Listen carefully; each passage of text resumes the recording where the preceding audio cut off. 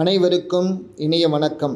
பச்சைமா மலைபோல் மேனி பவலவாய் கமலச்செங்கன் அச்சுதா அமரரேரே ஆயிரதம் கொழுந்தே என்னும் இச்சுவை தவிர யான் போய் இந்திரலோகமாலும் அச்சுவை பெருணும் வேண்டே அரங்கமா நகுலானேன். சாலக்கிராமம் உருவான கதை.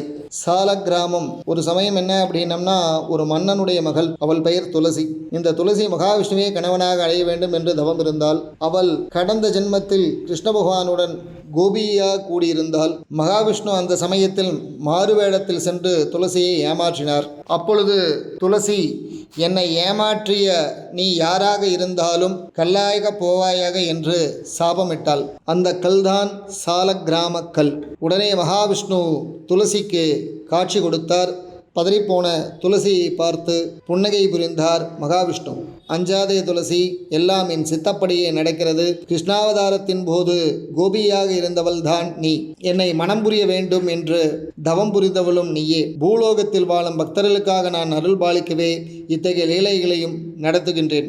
என்னை கல்லாக மாறுமாறு நீ சபித்ததும் என் விருப்பப்படிதான். என்னை தரிசனம் செய்தால் உனது இந்த பிறவிக்கு முக்தி கிடைக்கிறது. இப்பொழுது நீ கண்டகி நதியாகவும் துளசி செடியாகவும் மாறிவிடுவாய். என்னை கல்லாக மாறுமாக சபித்து விட்டதால் நான் சாலக்கிராம கற்களாக மாறப்போகிறேன். நீ என்னை மணக்க விரும்பியவள் அல்லவா? அதனால் நீ கண்டகி நதியாக ஓடும்போது உன்னுடைய நதியில் நான் சாலக்கிராம கற்களாக கிடப்பேன். அந்த கற்களில் சங்கு சக்கர சின்னங்களும் இருக்கும். சாலக்கிராமமாக நானே இருப்பதால் பக்தர்கள் அந்த கற்களை வணங்குவார்கள். நாடெங்கும் இருந்து பக்த கோடிகள் வந்து அந்த சாலக்கிராம கற்களை அவர்கள் வீட்டில் வைத்து நித்திய பூஜை செய்து வருவார்கள்.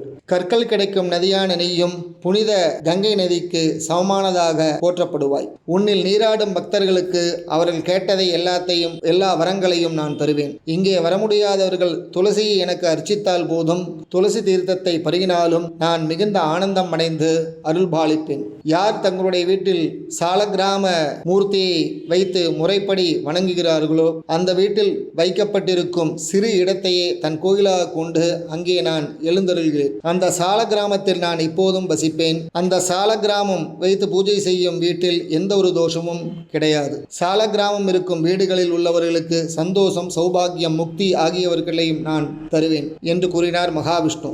சாலக்கிராம கற்கள் எப்படி உருவாகின்றன?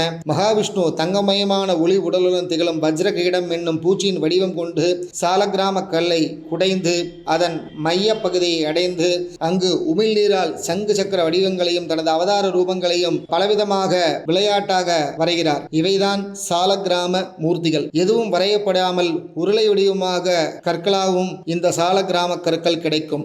அதற்கு ஹிரண்யகர்ப்ப கற்கள் என்று பெயர். இவையும் பூஜைக்கு உகந்ததுவே. இந்த சாலக்கிராமம் சங்கு சக்கரம் நத்தைக்கூடு பளிங்கு போன்ற பலவித வடிவங்களில் கிடைக்கும். இந்த சாலக்கிராம கற்களை பூஜையில் வைத்து வணங்கும் பொழுது ஸ்ரீ மகாவிஷ்ணுடைய அருள் நமக்கு கிடைக்கும். அந்த மகாவிஷ்ணுடைய அருள் மூலமாக அவருடைய திருமார்பில் குடியிருக்கும் மகாலட்சுமியுடைய தேவியின் அருளும் நமக்கு கிடைக்கும். வணக்கம்.